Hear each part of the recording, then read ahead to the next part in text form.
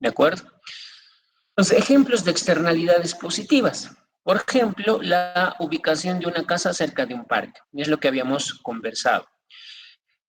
Cuando una vivienda se ubica cerca de un parque, esto genera determinados beneficios. Esto genera una externalidad positiva, porque se puede consumir mejores facilidades ambientales. Un parque genera no solo un espacio recreativo, sino también genera oxígeno, porque hay plantas en medio de la ciudad, en medio de un contexto urbano. Entonces, eso mejora la calidad del aire o mejora la calidad del paisaje. O sea, este beneficio marginal privado de tener una vivienda, se le agrega el hecho de tener una vivienda cerca de un parque, y eso constituye la externalidad positiva.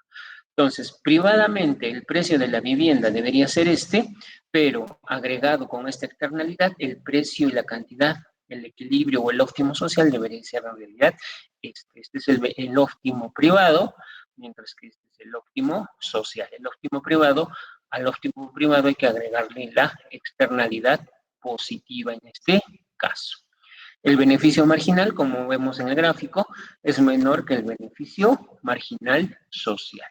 Nuevamente, en presencia de externalidades, en este caso externalidad positiva, el óptimo privado, como vemos acá, es diferente del óptimo social. ¿De acuerdo? ¿Preguntas sobre esto? ¿Quedó claro el efecto que tiene la externalidad positiva en el consumo? ¿Alguna pregunta o algo no quedó claro?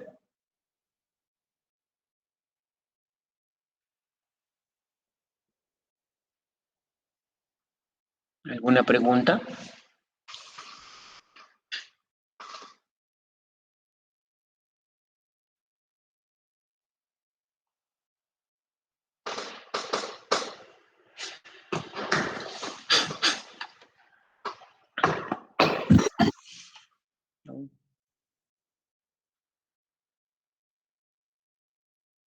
¿Alguna pregunta?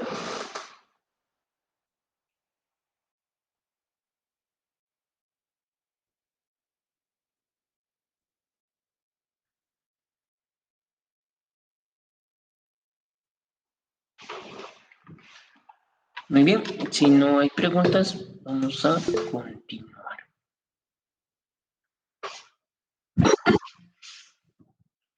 Entonces, veamos ahora el caso de una externalidad negativa, en este caso, en el consumo.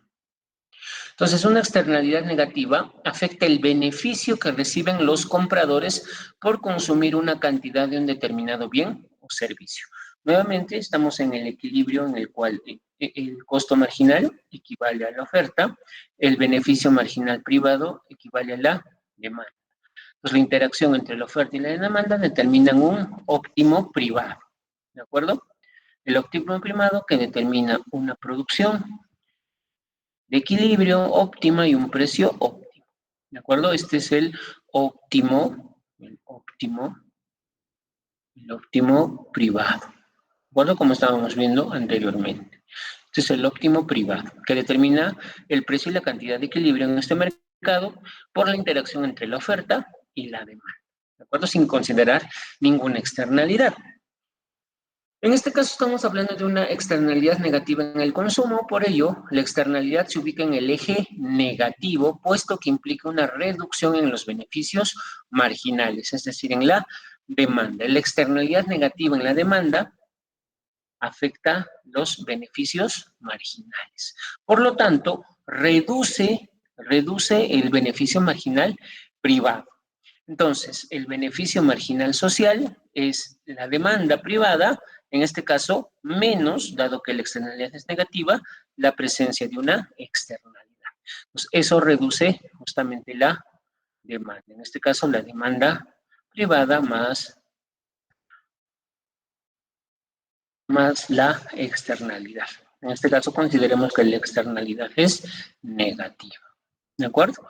Entonces, el óptimo social se da a un nivel menor, con un menor nivel de cantidad producida y un menor nivel de precio.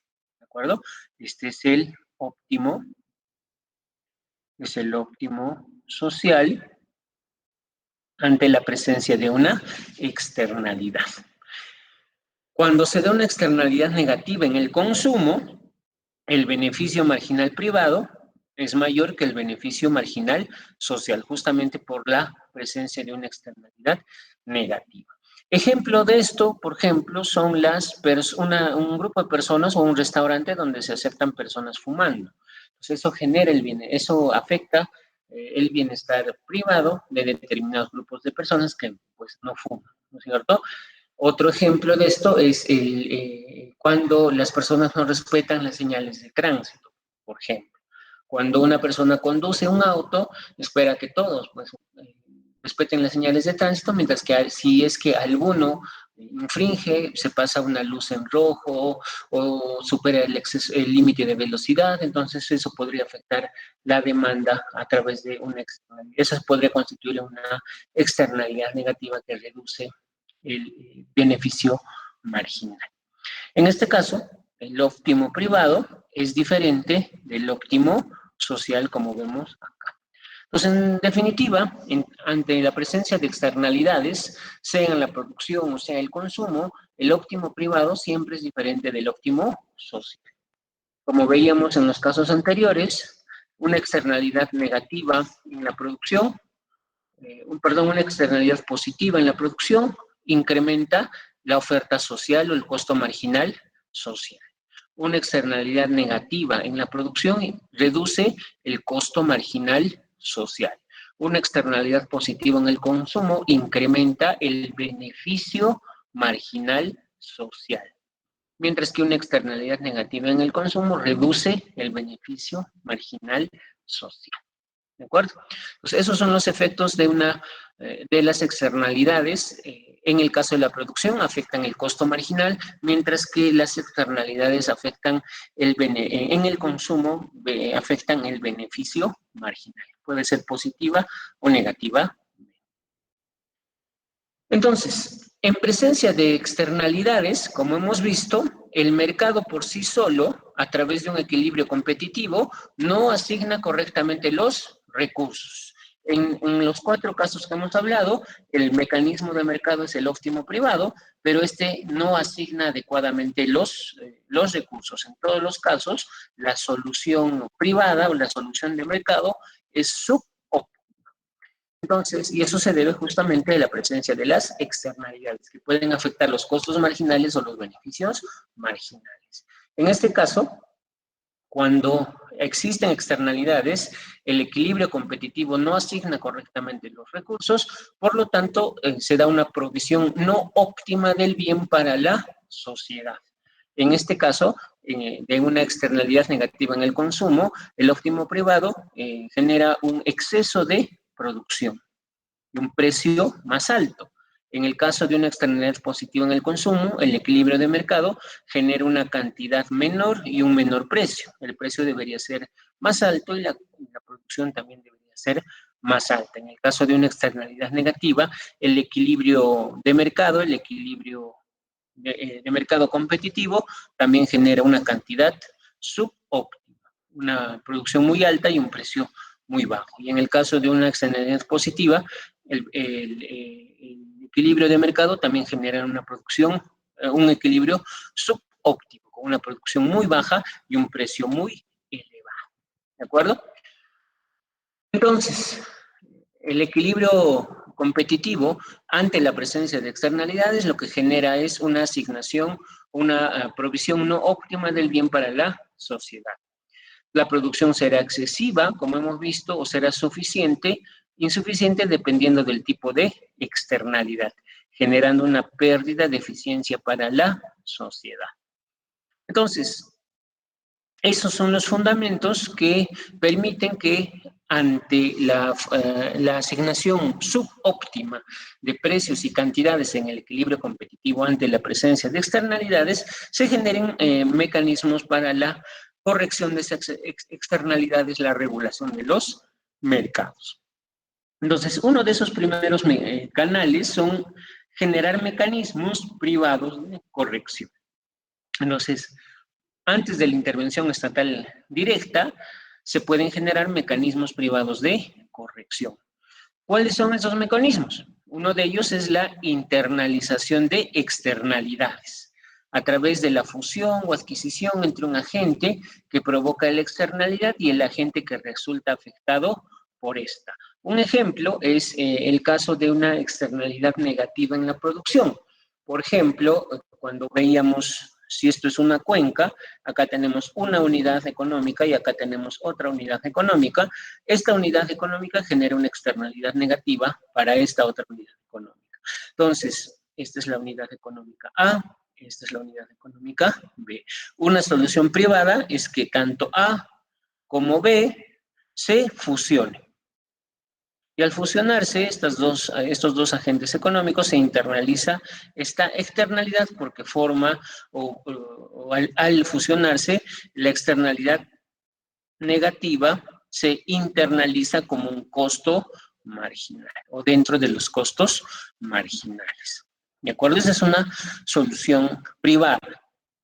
Otra corrección de este lado privado es la asignación de derechos de propiedad. Y eso se basa en el teorema de Coase. El teorema de Coase sugiere que siempre que los derechos de propiedad estén bien asignados y no existan costos significativos de transacción, se llegará al nivel de producción socialmente óptimo sin importar cuál de las partes posea el derecho de propiedad. Entonces, esta corrección privada se referencia al concepto de derechos de propiedad. Y hace referencia a la propiedad privada. ¿De acuerdo? A la propiedad privada. En este ejemplo, ¿sobre qué se tiene que establecer el derecho de propiedad? Justamente sobre este recurso. Sobre este recurso. El agua, por ejemplo. ¿Quién es propietario de este recurso? Ahí está la clave para resolver el problema de la externalidad. El propietario es A, el propietario es B. ¿De acuerdo? Cuando se establezcan los derechos de propiedad, si se establece el derecho de propiedad a favor de B, entonces este podrá internalizar el costo de la externalidad. En contraste, si se establece el derecho de propiedad para B, este podrá internalizar la externalidad e incluirla en el costo marginal, sea para A o sea para B. Sin importar quién tenga los derechos de propiedad, siempre que se establezcan los derechos de propiedad de manera adecuada, de manera firme, entonces la externalidad podrá ser internalizada. Sin embargo, los derechos de propiedad permiten un resultado eficiente, sin embargo, no siempre se logra la equidad distributiva. Entonces, si este tiene los derechos de propiedad, va a tener un mayor poder, digamos, sobre el otro agente y de manera viceversa. Entonces, si se establecen los derechos de propiedad a favor de uno o a favor de otro, no necesariamente se logra una equidad distributiva. Dado que una de las partes va a poseer los derechos de propiedad y se va a ver favorecida. ¿De acuerdo? Entonces, si estos mecanismos privados de corrección no se logran establecer porque no hay forma en algunos casos de establecer derechos de propiedad, me refiero a propiedad privada, en el caso de un río, por ejemplo. El río es de propiedad común, ¿cierto? ¿Cómo se puede establecer derechos de propiedad privada, de exclusividad sobre un río? Entonces, a veces, en algunos contextos, eso es particularmente difícil, por lo tanto, estos mecanismos, el teorema de Coase no es aplicable cuando los recursos son de propiedad común. Entonces, cuando los mecanismos privados son inaplicables, existen los segundos mecanismos, que son mecanismos públicos de corrección de externalidades. Y uno de los más utilizados son los impuestos piguvianos, por este economista Pigou, ¿no es cierto? Que lo habrán leído en algún lado, en algún curso relacionado con teoría económica o historia económica. Entonces, los impuestos piguvianos simplemente consisten en fijar un sistema de impuestos y subsidios para las externalidades negativas, los impuestos, y para las externalidades positivas, los subsidios. ¿De acuerdo? Con el objetivo de que los beneficios y costos marginales privados reflejen las externalidades generadas y con ello se alcance el nivel de producción óptimo social. Entonces, cuando se trata de una externalidad negativa, se aplica un impuesto pigouviano. Cuando se trata de una externalidad positiva, se aplica un subsidio pigouviano. ¿De acuerdo? Y esto afecta los costos marginales. ¿De acuerdo? Los costos marginales. Habíamos visto en el caso de una externalidad negativa, ¿no es cierto?, que reducía el costo marginal, entonces a través de este impuesto se cubre ese faltante y a través de un subsidio se incrementa el costo marginal en el caso de una externalidad positiva que incrementa el costo marginal social. ¿De acuerdo? En las figuras que veíamos anteriormente. También se puede introducir imposición de cuotas de contaminación, mediante el cual el Estado otorga permisos de contaminación por una determinada cantidad de unidades hasta el punto donde se produce una cantidad socialmente óptima. Estos permisos son transferibles. Un ejemplo de esto son las regalías mineras. Las regalías mineras. ¿Qué cosa es una regalía minera? A diferencia de lo que es el canon minero. ¿De acuerdo? El canon minero es un componente de un impuesto a la renta.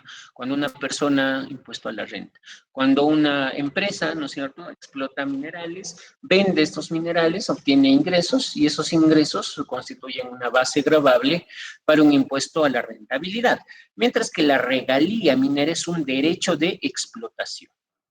¿De acuerdo? Es un derecho de explotación, la regalía minera.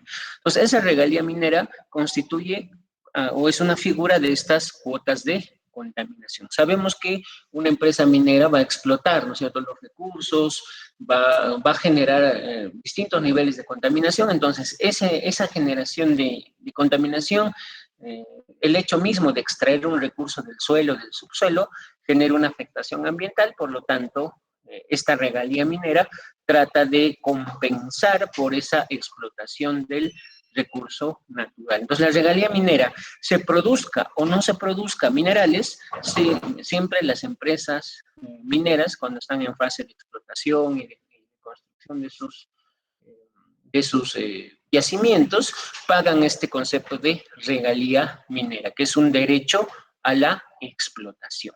¿De acuerdo?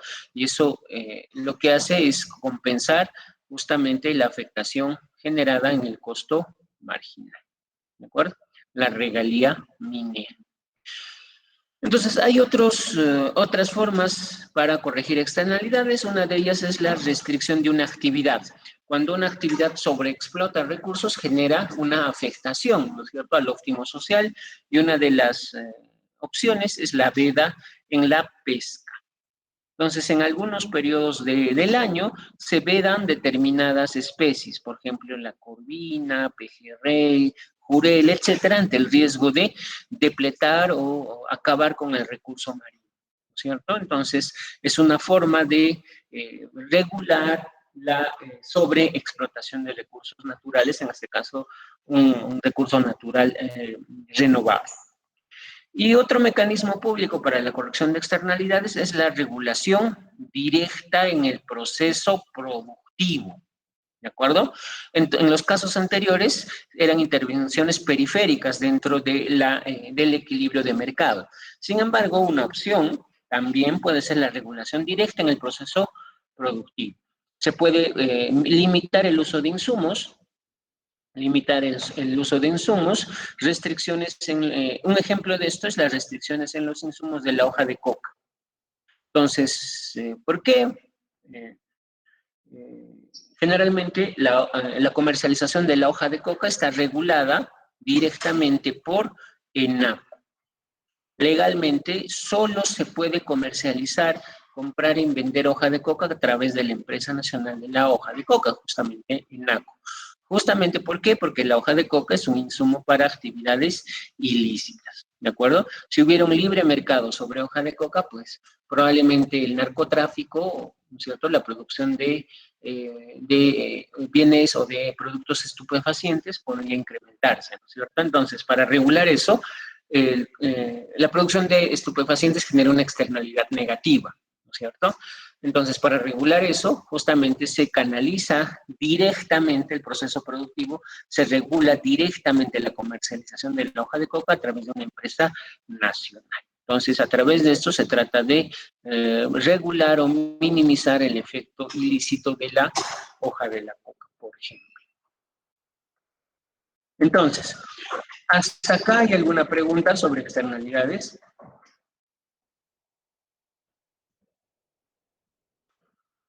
¿Alguna pregunta?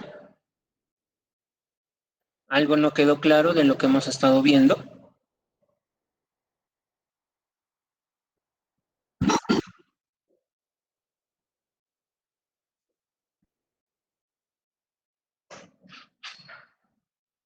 ¿Alguna pregunta, por favor?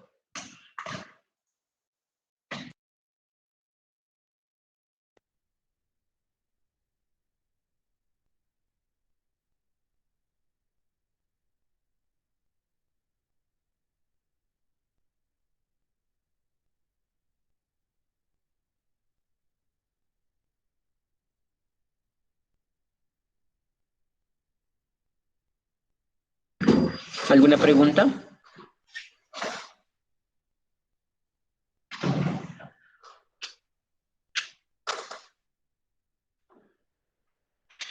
Bueno, si no hay preguntas, vamos a continuar.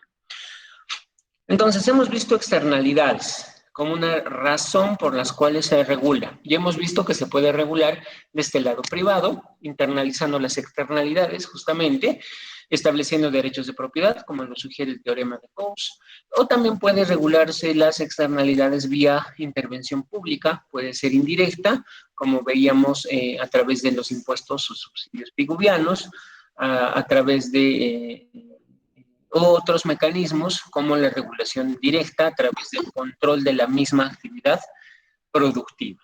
¿De acuerdo? Entonces ahora vemos otro de los motivos o fundamentos para la regulación. ¿Cómo se generan elementos para regular los mercados? Y otro de estos ejemplos son los bienes públicos. ¿Qué cosa es un bien público? ¿De acuerdo? Seguramente lo han visto en vuestros cursos de micro. Los bienes públicos son un tipo particular de bienes económicos. ¿De acuerdo? Toda aquella cosa, bien, servicio que esté afectada por la escasez es un bien económico. ¿De acuerdo? Dentro de estos bienes económicos, los bienes públicos, en particular, son provistos usualmente por el Estado y tienen dos características fundamentales.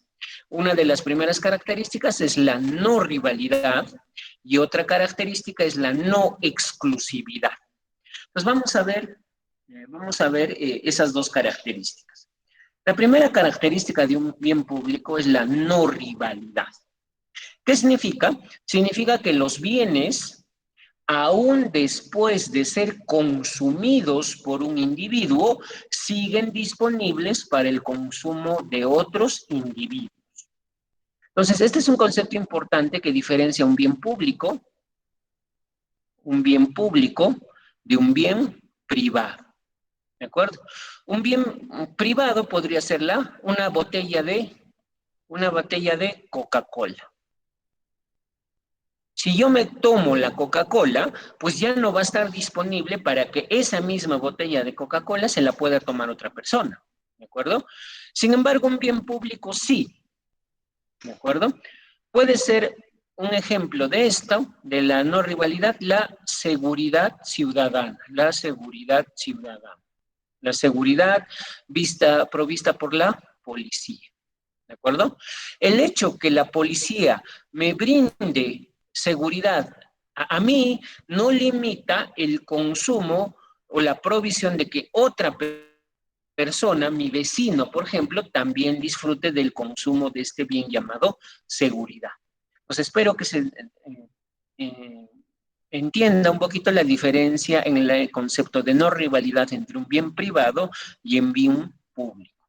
Un bien público, a pesar de ser consumidos por distintos individuos, sigue disponible en la misma calidad y cantidad para el consumo de otros individuos. Ese es el concepto de no rivalidad. No hay rivalidad en el consumo.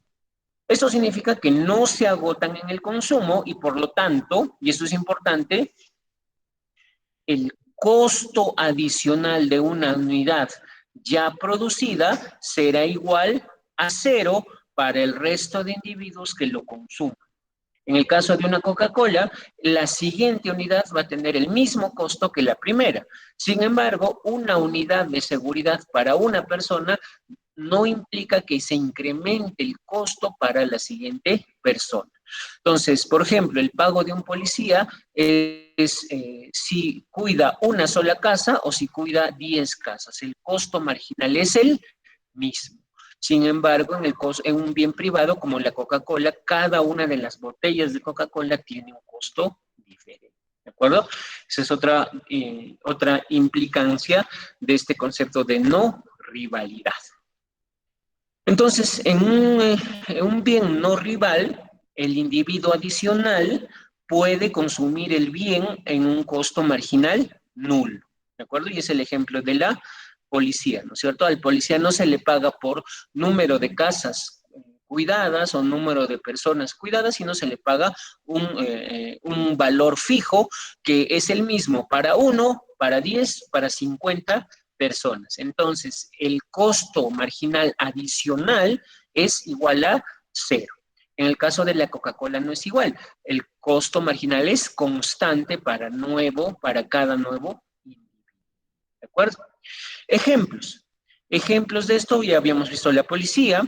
Otro ejemplo es la carretera fuera de hora punta.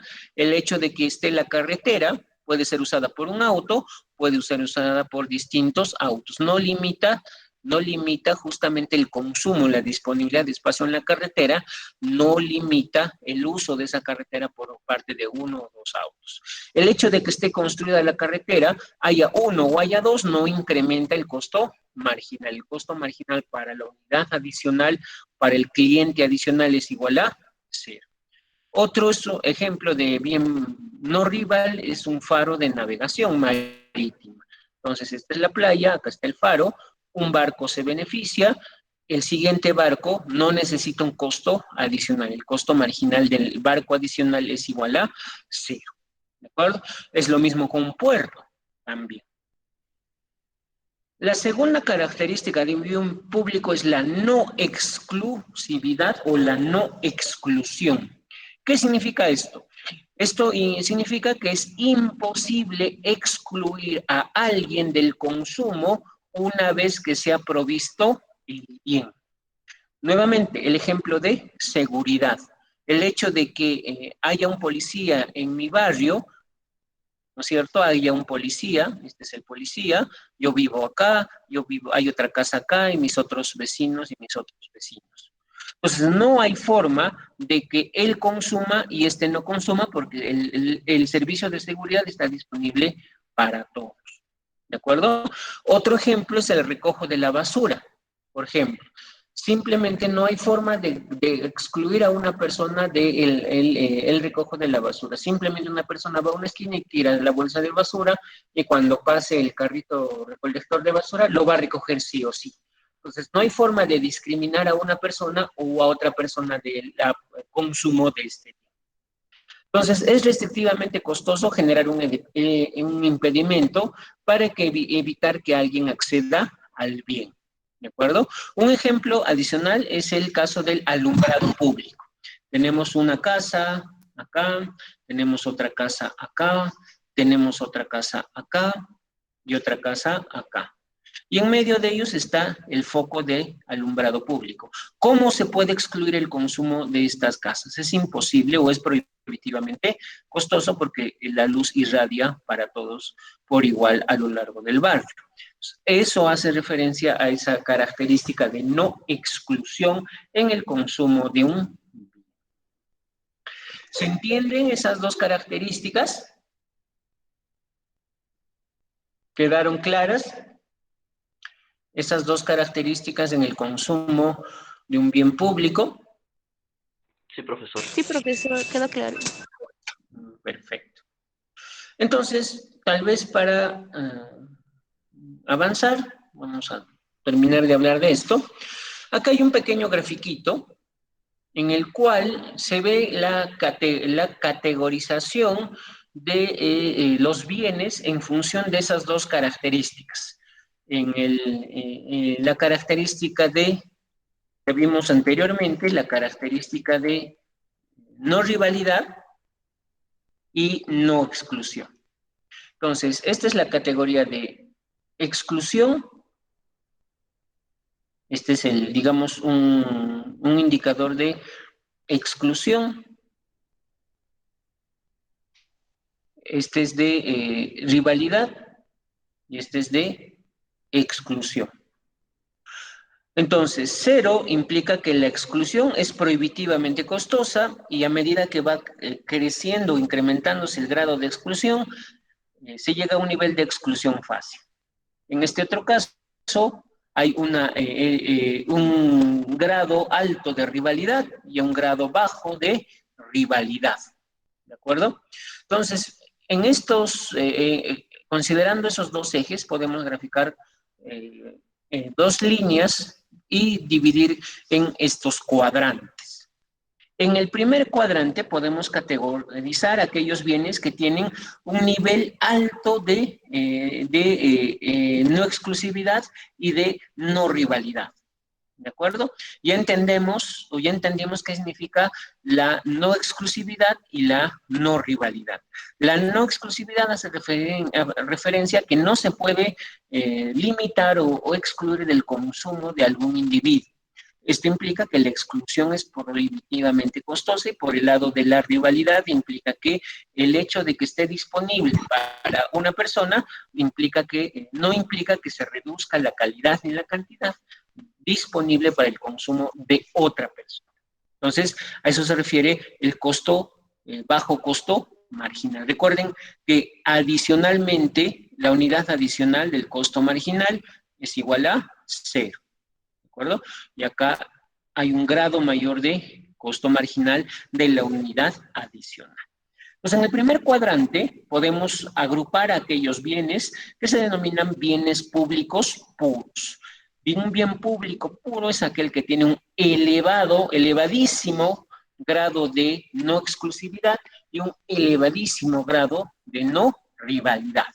Ejemplos de bienes públicos puros, la salud pública, por ejemplo, la defensa nacional, los faros de navegación. Esos son ejemplos. ¿Cómo la salud pública puede constituirse en un bien público puro? Es difícil. Hay un hospital y es difícil que se excluya en condiciones normales, por supuesto, la exclusión de una determinada persona respecto de su uso o no uso. Y en el caso de que el concepto de no rivalidad, el hecho de que haya un hospital puede atender a uno y puede atender a otro y a otra persona y el costo adicional para la persona extra es marginalmente igual a 0. En el segundo cuadrante podemos categorizar aquellos bienes públicos mixtos. ¿Qué significa que sean mixtos? Que si bien tienen un grado de exclusión alto, tienen un nivel de rivalidad un poco menor. ¿De acuerdo? Es decir, que se genera un costo marginal ya distinto de 0. En este caso, el costo marginal es distinto de 0. ¿Cuáles son estos tipos de bienes públicos mixtos? Son, por ejemplo, los pastizales en una comunidad ganadera o los peces en una laguna, porque el uso adicional de estos bienes, si bien no se puede excluir a nadie, pero sí la unidad adicional tiene un costo no nulo. En el tercer cuadrante podemos incluir o podemos categorizar aquellos bienes públicos mixtos, ¿de acuerdo? También como en el segundo cuadrante, en el tercer cuadrante podemos categorizar bienes públicos mixtos, pero ahora no en función del costo marginal, sino en función o esa categoría de no rivalidad, sino en la categoría de no exclusividad. Entonces, en algunos casos, si bien hay esa característica o se cumple esa característica de no rivalidad, la característica de no exclusión puede ser más laxa. Es decir, puede haber una exclusión fácil del consumo de otros bienes o de otros consumidores o de otros agentes económicos. Ejemplo de estos bienes públicos mixtos o los llamados determinados bienes club es, por ejemplo, la energía eléctrica.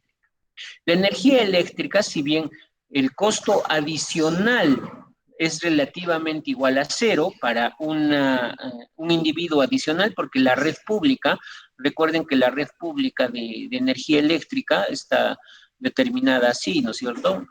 Determinada así, y si hay una casa que se beneficia de esto y hay otra casa al costado, pues se beneficia también de esto. Esto hace referencia al concepto de no rivalidad. La energía eléctrica está disponible para todos por igual, pero sí se puede excluir del consumo un bien a un agente porque no está conectado simplemente a esta red. Entonces, esta casa o este agente está excluido si es que no está dentro de la red. ¿De acuerdo? Entonces, su exclusión es fácil en el sentido que necesita conectarse a la red de energía eléctrica. ¿Cómo un hogar puede tener energía eléctrica? Si está conectado a la red, tiene un cable. Y si ese cable, y si paga mensualmente por ese servicio. Si no paga por ese servicio, simplemente le corta. ¿De acuerdo? A eso hace referencia este concepto de exclusión fácil. Otra característica de este bien público mixto es la televisión por cable. Es lo mismo, ¿no es cierto? Voy a tener televisión por cable siempre y cuando esté conectado a la red y pague mensualmente por esa conexión. Si no pago, simplemente me excluye. ¿De acuerdo? Una carretera no congestionada también es un ejemplo de un bien público mixto. Si bien el costo marginal es igual a cero, la exclusión es fácil debido al, por ejemplo, un peaje. Si es que existe un peaje y yo no pago el peaje, simplemente no puedo acceder a esa carretera. El Internet es otro ejemplo de un bien público mixto. ¿Por qué? Porque para obtener Internet, pues para empezar tengo que tener un teléfono o una plataforma o una laptop o lo que sea, ¿no es cierto? Para empezar. Lo segundo es que tengo que tener una línea con datos, ¿no es cierto? Si no pago esta línea, simplemente me cortan el servicio, ¿de acuerdo? Y en la cuarta categoría están los bienes privados puros. Son aquellos en los cuales el grado de exclusión es alta, es decir, es fácil excluir del consumo, y el grado de no rivalidad es bajo, es decir, que el costo marginal de una unidad adicional es mayor que cero. Un auto, por ejemplo, es un ejemplo porque que yo tenga un auto limita el stock para que tengan otras personas, ¿no es cierto? Y eso implica el concepto de no rivalidad. El hecho de que yo tenga dinero para mantener o comprar un auto también lo hace de exclusividad. El hecho de que yo tenga un auto implica que otras personas no pueden acceder a mi auto de manera libre. La gaseosa, ya habíamos visto el ejemplo de Coca-Cola, y una carretera congestionada también se constituye en bien privado público porque no es fácil excluir, o es fácil excluir debido a que se congestiona la carretera y el costo adicional es elevado debido a la aglomeración de consumidores en un determinado rango de consumo.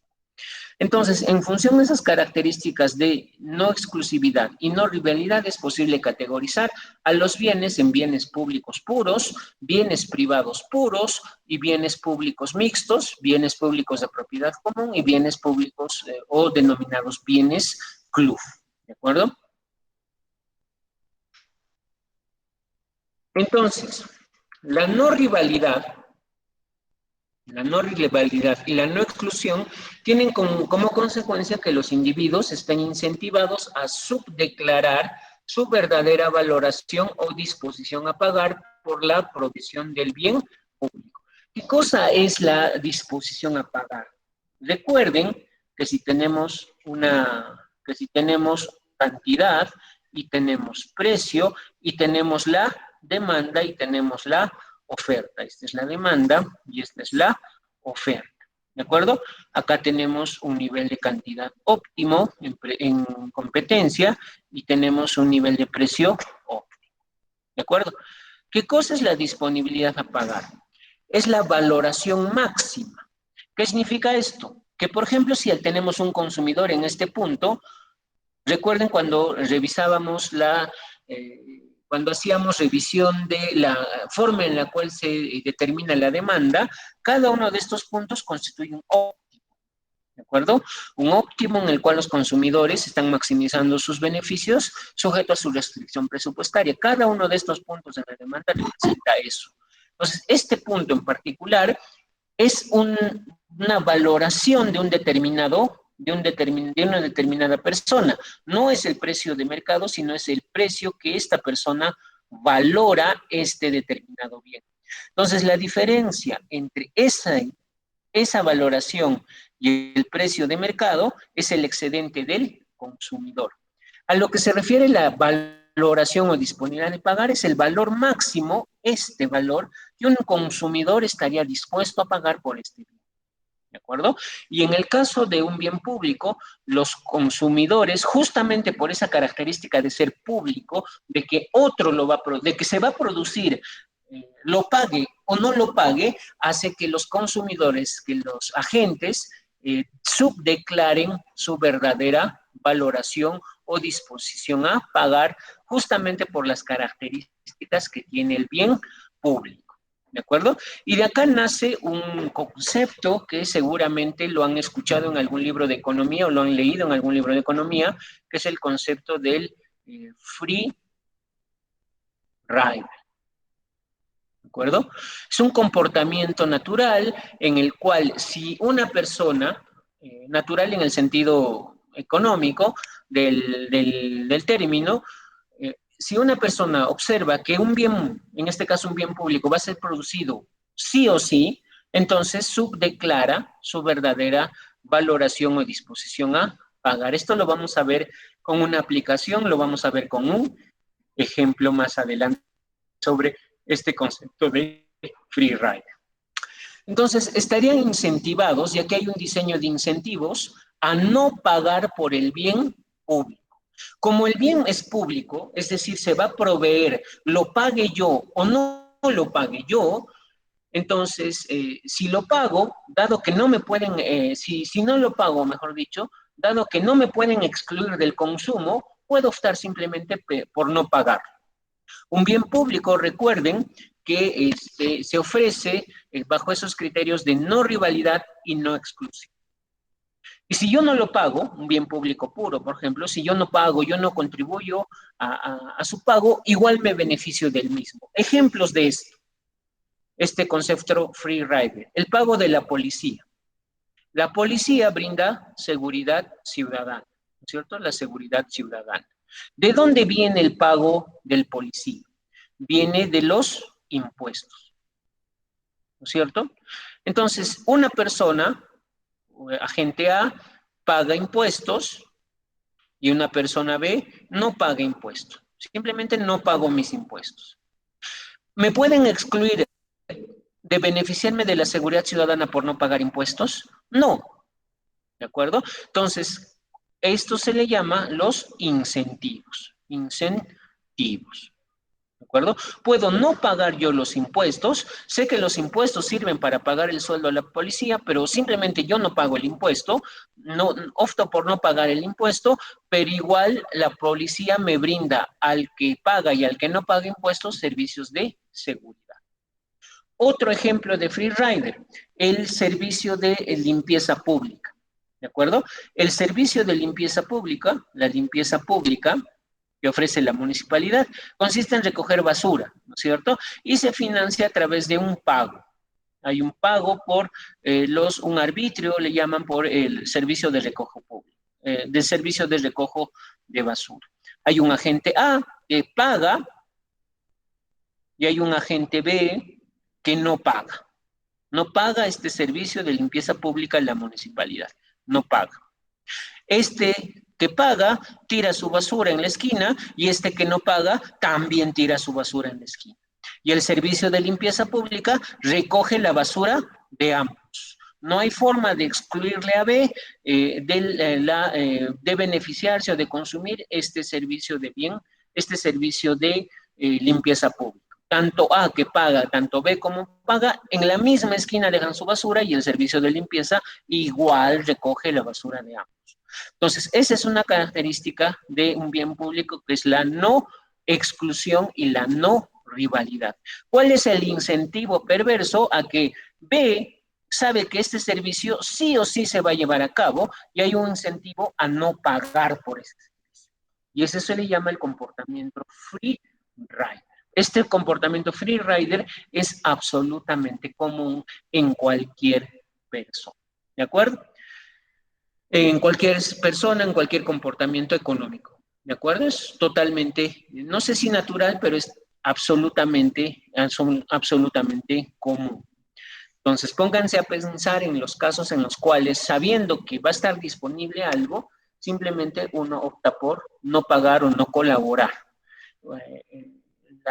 Poner cuota para comprar licor, por ejemplo, ese es un ejemplo típico. Siempre hay un comportamiento free rider porque en un contexto de provisión pública hay incentivos a no contribuir, ¿de acuerdo?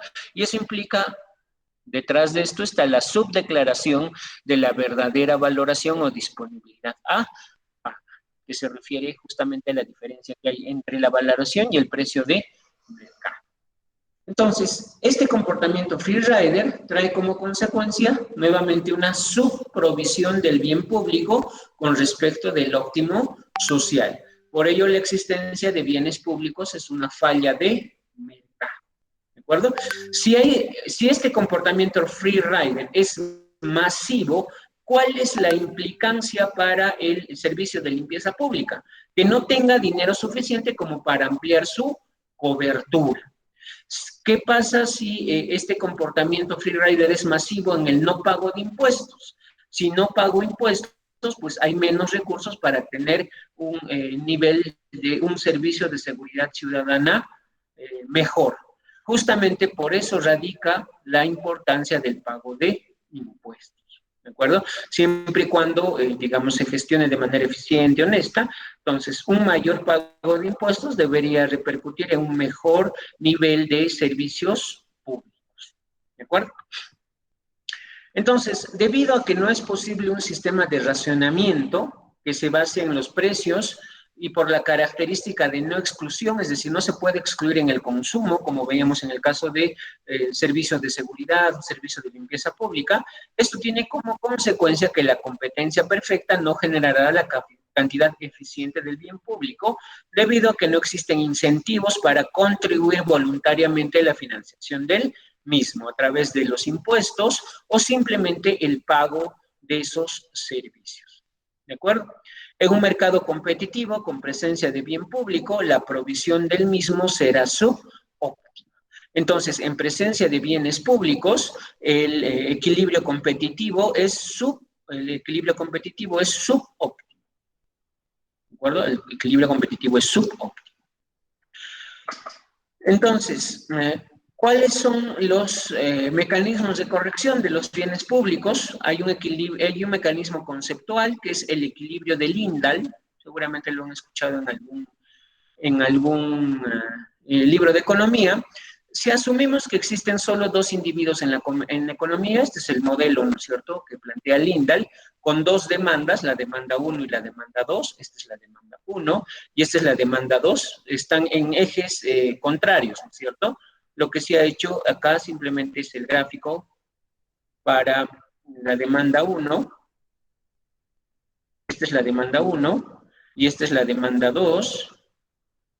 Esta es la demanda 2. Lo que se ha hecho ha sido colocar estos dos ejes, ¿cierto? La de 1 y la de 2, como ustedes ven acá. Esta es la demanda 1 y esta es la demanda 2. Por lo tanto, la demanda 1 y la demanda 2 se intersectan. ¿De acuerdo? Es lo que se ha hecho. ¿Cómo se haría en una caja de Echeford? Más o menos así.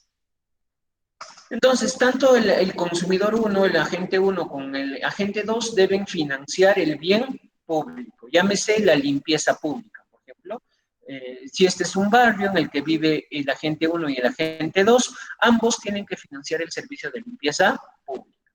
Entonces, las demandas del bien público del individuo 1 y del individuo 2 decrecen conforme aumenta el porcentaje que debe financiar el mismo. Entonces, si el equilibrio es este, ¿no es cierto? El equilibrio óptimo es este, en el caso en el cual ambos financian por igual la provisión del bien público, 50 y 50 en ambos casos. Si en este equilibrio uno de ellos financia más y el otro financia menos, en este caso D2 financia 40% y D1 financia 60%, y este es el caso contrario en el cual cada uno financia cantidades diferentes. Entonces las cantidades de provisión van a ser subóptimas. La cantidad óptima del bien público a suministrar se encontrará donde ambas curvas se crucen, es decir, justamente en este elemento, en este punto. ¿Y por qué en este punto? Porque justamente en este punto la disponibilidad a pagar de este bien público por el agente A o el agente D1 es igual a la disponibilidad a pagar por el agente D2. ¿De acuerdo? Entonces, ¿por qué en ese punto se encuentra óptimo la provisión de este bien público? Porque las disponibilidades a pagar, la valoración de esos bienes públicos son iguales entre todos aquellos consumidores que quieren beneficiarse de ese servicio. Cualquier de ese bien público. Cualquier otro nivel de provisión del bien público implicará mayor o menor financiamiento del necesario. Este punto implicará que este agente financie más o este otro punto implicará que este agente financie más. ¿De acuerdo? Entonces, esos niveles, tanto este como este, son subóptimos. El único nivel óptimo es en el cual ambos agentes contribuyen por igual a la provisión del bien público. Entonces, la característica de no exclusión trae como consecuencia que el equilibrio de Lindahl sea una solución teórica más que práctica. Justamente este concepto de no exclusión. Entonces, el óptimo es en el cual tanto el individuo 1 o el agente 1 como el agente 2 contribuyen por igual. Pero acá hay una característica de no exclusión. ¿Qué significa eso?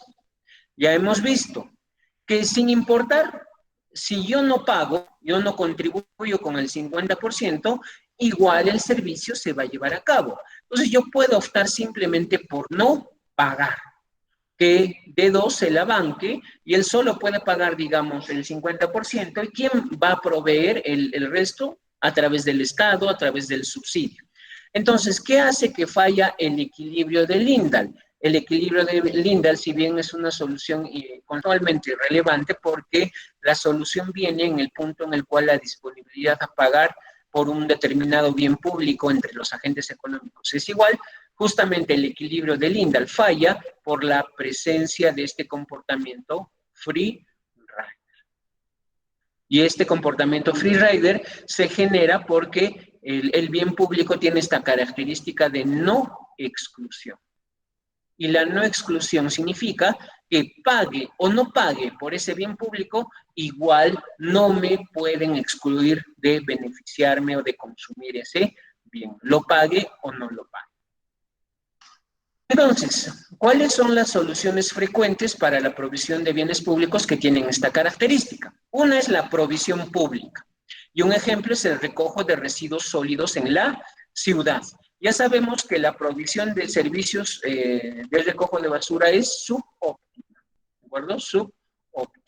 Y la operación de este servicio se subsidia, ¿de acuerdo? Se subsidia. Todo subsidio es económicamente ineficiente y genera que este servicio, en particular el servicio del recojo de residuos sólidos en la ciudad de Cusco, sea particularmente ineficiente, como lo podemos percibir.